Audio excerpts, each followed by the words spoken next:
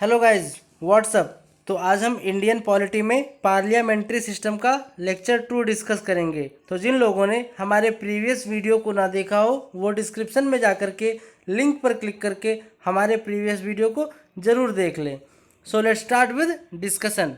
Parliamentary system हमने previous video में देख लिया है, बट यहाँ पे मैं रिवीजन करा के फिर आगे डिस्कस करूँगा, जिससे आप लोगों को कोई कन्फ्यूज़न क्रिएट ना हो। अभी फर्स्ट जो हमारा उसमें फीचर्स था पार्लियामेंट्री सिस्टम में वो था ड्यूअल एग्जीक्यूटिव।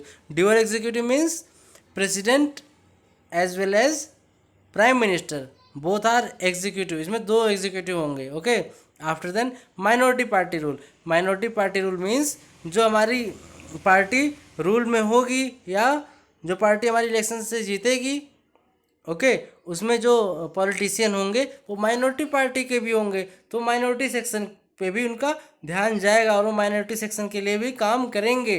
इसीलिए यहाँ पे बोला जा रहा है minority party rule. After then collective responsibility. Collective responsibility means जो भी मिनिस्टर हैं या जो भी एग्जीक्यूटिव हैं वो सब रिस्पॉन्सिबल होंगे। Okay, and they swim and sink together, मतलब वो साथ तैरेंगे भी और साथ डूबेंगे भी, ऐसा बोला गया है। Okay, after then next feature is political homogeneity. Political homogeneity means एक पर्टिकुलर पार्टी की बात की जा रही है, पर्टिकुलर पार्टी के सभी पॉलिटिशियंस जो होंगे उनकी आइडियोलॉजी सेम होती है। अब अगर एग्जांपल मैं दूं तो जैसे अभी भारतीय जनता पार्टी है, तो भारतीय जनता पार्टी में जितने भी पॉलिटिशियन हैं या उससे जुड़े हुए हैं उनकी आइडियोलॉजी सेम है। After then double membership. Minister जो है एग्जीक्यूटिव एंड लेजिस्लेचर दोनों के मेंबर होते हैं, इसीलिए यहाँ पे बोला गया है कि डबल मेंबरशिप होती है पार्लियामेंट्री सिस्टम में। Okay, and next feature is leader of PM, leader of prime minister. जो हमारे काउंसिल ऑफ मिनिस्टर्स होते हैं उसके जो लीडर होते हैं वो प्राइम मिनिस्टर होते हैं, उनके हेड होते हैं वो प्राइम मिनिस्टर होते हैं। इनके पास में फंक्शंस सभी मिनिस्टर्स से ज़्यादा होते हैं क्योंकि ये हेड होते हैं सभी मिनिस्टर्स के। Okay, after then dissolution of lower house. Prime minister के एडवाइस करने पर प्रेसिडेंट को जो है डिसॉल्व करना पड़ता है, लोअर हाउस को डिसॉल्व कर सकता है president. Okay, but prime minister के एडवाइस पे, अपने खुद की मर्जी से नहीं। ओके, आफ्टर देन हम मूव करते हैं मेरिट्स के तरफ। पार्लियामेंट्री सिस्टम के मेरिट्स क्या क्या थे? ओके, ये harmony between legislative and executive. अब दोनों सेम है तो इनके बीच में हार्मोनी भी होना जरूरी है। ये both are dependent on each other, legislative and executive. Executive जो है रिस्पॉन्सिबल भी होता है लेजिस्लेटिव के। ओके, एंड इसे जो है रिस्पॉन्सिबल गवर्नमेंट भी बोला जाता है पार्लियामेंट्री सिस्टम को। एंड प्रिवेंट डिस्पोटिज्म, ये डिस्पोटिज्म को प्रिवेंट करता है। And wide representation is very important for India because यहाँ पे जो है डाइवर्सिटी बहुत ज़्यादा है, बहुत ही सेक्शन के लोग हैं यहाँ पे, बहुत ही ज़्यादा लैंग्वेज यूज की जाती है, बहुत ही रिलीजन के लोग हैं, बहुत ही कास्ट के लोग हैं, इसीलिए यहाँ पे वाइड रिप्रेजेंटेशन की ज़रूरत है। ओके, आफ्टर देन डिमेरिट्स देख लेते हैं हम इसके क्या क्या थे। इसमें जो है अनस्टेबल गवर्नमेंट होती है पार्लियामेंट्री सिस्टम में। ऐसा क्यों होता है? जब नो कॉन्फिडेंस मोशन जारी कर दिया जाएगा पार्लियामेंट में तो जो गवर्नमेंट उस समय रहेगी रूल कर रही होगी वो हटा दी जाएगी नो कॉन्फिडेंस मोशन से। ओके, अब अनस्टेबल गवर्नमेंट होने से क्या होगा? नो कंटिन्यूटी ऑफ पॉलिसी, जो पॉलिसी चल रही होगी उसमें कंटिन्यूटी नहीं रह पाएगी क्योंकि जो दूसरी गवर्नमेंट आ जाएगी तो वो पॉलिसी को कंटिन्यू नहीं करेगी, वो अपनी नई पॉलिसी बना देगी। After then against separation of power. इसमें जो पावर का सेपरेशन बताया गया हमें 3 ऑर्गन के बीच में, लेजिस्लेटिव, एग्जीक्यूटिव एंड ज्यूरिसडिक्शन के बीच में, यहाँ पे वो देखने को हमें नहीं मिलता है, ये अगेंस्ट माना जाता है क्योंकि executive and legislative both are same. Okay, after then government by amateur. अब जो हमारे काउंसिल ऑफ मिनिस्टर्स होते हैं उसी में से हम हमारे मिनिस्टर्स जो होते हैं वो प्राइम मिनिस्टर का सिलेक्शन करते हैं। वो मेच्योर हैं या अमेच्योर हैं ये हमें बाद में पता चलता है, और पता चल के भी हम क्या कर लेंगे, भाई जब सिलेक्शन हो ही गया है एक मिनिस्टर का, वो एमेच्योर है तो एमेच्योर ही रहेगा। ये हमें ज़्यादातर केस में देखने को मिलता है, जो हमारे प्राइम मिनिस्टर होते हैं वो एमेच्योर हो जाते हैं, वो सेलेक्ट मतलब वो जो है एमेच्योर सेलेक्ट हो जाते हैं। ओके, आफ्टर देन हम देखते हैं अब प्रेसिडेंशियल सिस्टम। पार्लियामेंट्री सिस्टम तो हमने प्रीवियस वीडियो में देख लिया था, बट उससे मैंने रिवीजन करा दिया उसका। ओके, अब प्रेसिडेंशियल सिस्टम, इसमें जो है सिंगल एग्जीक्यूटिव होते हैं। जैसा कि पार्लियामेंट्री सिस्टम में हमने देखा कि वहाँ पे डबल एग्जीक्यूटिव थे, president as well as prime minister. अब यहाँ पे सिंगल एग्जीक्यूटिव है। अब सिंगल एग्जीक्यूटिव में मीन्स प्रेसिडेंट ही होंगे एक्चुअली, और ऑलरेडी ये प्रेसिडेंशियल सिस्टम की हम बात कर रहे हैं, तो यहाँ पे प्रेसिडेंट होंगे single executive. After then president and legislature, यहाँ पे लेजिस्लेचर जो भी लॉ बनाएगा उसे प्रेसिडेंट डायरेक्ट इम्प्लीमेंट कर देंगे। Okay, after then next is elected separately for fixed term. Sorry, ये नेक्स्ट नहीं था, ये इसी में था। President and legislature elected separately for fixed term. Okay, जो प्रेसिडेंट होंगे एंड लेजिस्लेचर दोनों का इलेक्शन जो होगा वो सेपरेटली होगा एंड फिक्स्ड कुछ उसका टर्म होगा, कुछ टेन्योर होगा उसका। Okay, and it is a non responsible government.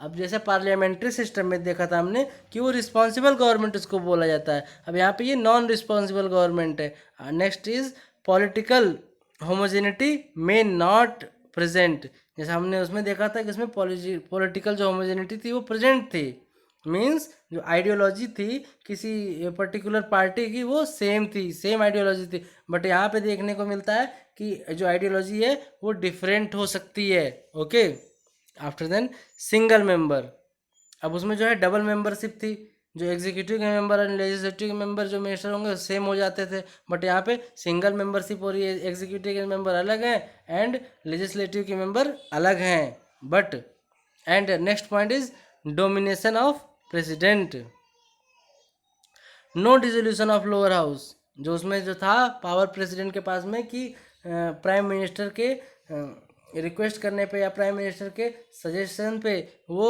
Dissolution कर दे लोअर हाउस का, वो इसमें नहीं है, ऐसा कोई प्रोविज़न नहीं है इसमें। एंड इसमें जो है सेपरेशन ऑफ पावर है, बट हमने जो देखा पार्लियामेंट्री सिस्टम में वो अगेंस्ट सेपरेशन ऑफ पावर था, क्योंकि उसमें legislative and executive both are same and both are dependent on each other. इसमें ऐसा कुछ नहीं है, इसमें सबके पावर अलग अलग दिए गए हैं कॉन्स्टिट्यूशन में। ओके, आफ्टर देन हम इसके डिमेरिट्स देख लेते हैं कि प्रेसिडेंशियल सिस्टम के डिमेरिट्स क्या क्या हैं। Conflicts between legislative and executive, अब इनके बीच में कॉन्फ्लिक्ट्स रहता है, ऐसा क्यों? क्योंकि दोनों के पास में अलग अलग पावर दी गई है कॉन्स्टिट्यूशन में। ओके, तो इनके बीच में हमेशा कॉन्फ्लिक्ट्स भी देखने को मिलती है।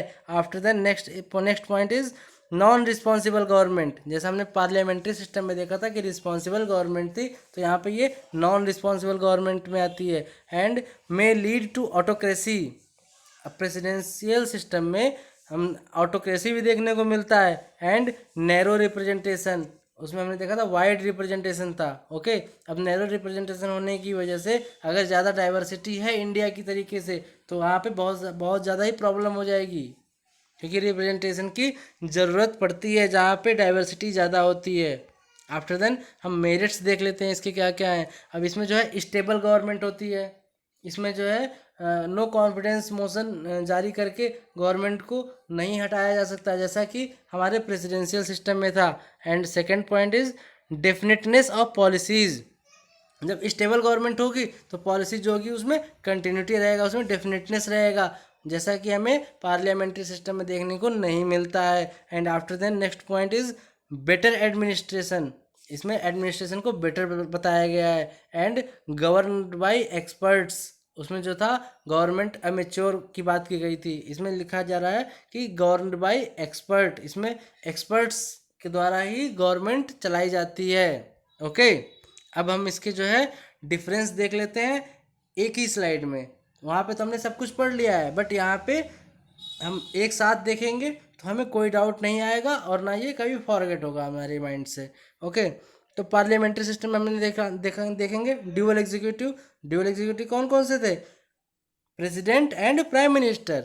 और प्रेसिडेंशियल सिस्टम में देखेंगे तो सिंगल एग्जीक्यूटिव था। Single executive means only president, इसमें प्राइम मिनिस्टर नहीं है। एंड इसमें जो हम देखेंगे पार्लियामेंट्री सिस्टम में कलेक्टिव रिस्पॉन्सिबिलिटी थी और इसमें प्रेसिडेंट एंड लेजिस्लेचर है। ओके, अब कलेक्टिव रिस्पॉन्सिबिलिटी आप समझ जाइएगा, जो भी एग्जीक्यूटिव होंगे वो रिस्पॉन्सिबल होंगे। Okay, after then political homogeneity, यहाँ पे जो है एक पर्टिकुलर अगर पार्टी की बात की जाएगी तो उनकी आइडियोलॉजी सेम होगी, बस बट हम इसमें देखेंगे प्रेसिडेंशियल सिस्टम में तो इसमें political homogeneity may not present, means यहाँ पे सबकी सेम आइडियोलॉजी होना की संभावना कम है। ओके, आफ्टर देन हम प्रेसिडेंशियल पार्लियामेंट्री सिस्टम में देखेंगे कि डबल मेंबरशिप है, मींस एग्जीक्यूटिव एंड लेजिस्लेटिव दोनों के मेंबरशिप मिनिस्टर्स को मिल जाती है, बट यहाँ पे सिंगल मेंबरशिप है प्रेसिडेंशियल सिस्टम में। एग्जीक्यूटिव के मेंबर अलग होंगे एंड लेजिस्लेटिव के मेंबर अलग होंगे, क्योंकि एक मिनिस्टर को एक ही मेंबरशिप मिलेगी। ओके, आफ्टर देन यहाँ पे पार्लियामेंट्री सिस्टम में हम देखेंगे जो लीडर ऑफ पीएम, जो हमारे काउंसिल ऑफ मिनिस्टर होंगे उसके लीडर कौन होंगे, प्राइम मिनिस्टर होंगे, उनके पास में फंक्शंस भी ज़्यादा होंगे। बट अब यहाँ पे देखते हैं तो यहाँ पे जो है सब कुछ जो है प्रेसिडेंट ही रहेंगे, प्रेसिडेंट लीडर जो रहेंगे वो प्रेसिडेंट रहेंगे। ओके, आफ्टर देन हम पार्लियामेंट्री सिस्टम में देखते हैं कि डिसोल्यूशन ऑफ लोअर हाउस, इसमें जो है प्राइम मिनिस्टर के रिकमेंडेशन पे प्रेसिडेंट जो है डिसोल्यूशन लोअर हाउस का डिसोल्यूशन कर सकता है या करता है, बट यहाँ पे देखा जाए तो ऐसे यहाँ पे डिसोल्यूशन ऑफ लोअर हाउस का कोई प्रोविज़न नहीं है, no dissolution of lower house. Okay, तो ये आप लोग 2 बार 3 बार देख लीजिएगा जिससे इसमें कोई कन्फ्यूजन ना रह जाए। ओके, आफ्टर देन हम देखेंगे reason for adopting parliamentary system, reason क्या है पार्लियामेंट्री सिस्टम एडॉप्ट करने का। Okay, familiar with the system, इससे जो है हम फेमिलियर थे, क्योंकि जब हमारे यहाँ पे ब्रिटिशर्स आए थे, हमारे यहाँ पे हुकूमत कर रहे थे, तो उन्होंने भी पार्लियामेंट्री सिस्टम ही अपनाई थी, तो इससे जो है हम फेमिलियर थे।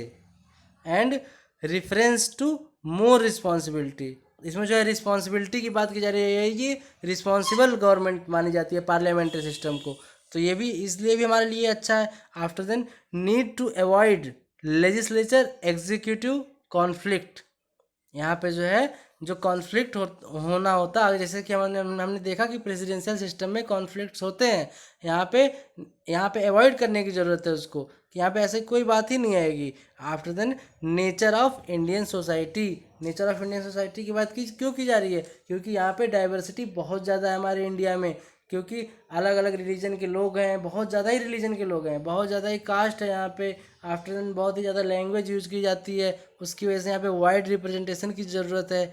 नेचर ऑफ इंडियन सोसाइटी की बात इसलिए की जा रही है, तो यहाँ पे पार्लियामेंट्री सिस्टम बहुत ही फ़ायदेमंद है, बहुत ही सही है। Okay, thank you so much for seeing my video. अगर आप लोगों को हमारा वीडियो पसंद आए तो please like, subscribe and share ज़रूर करें।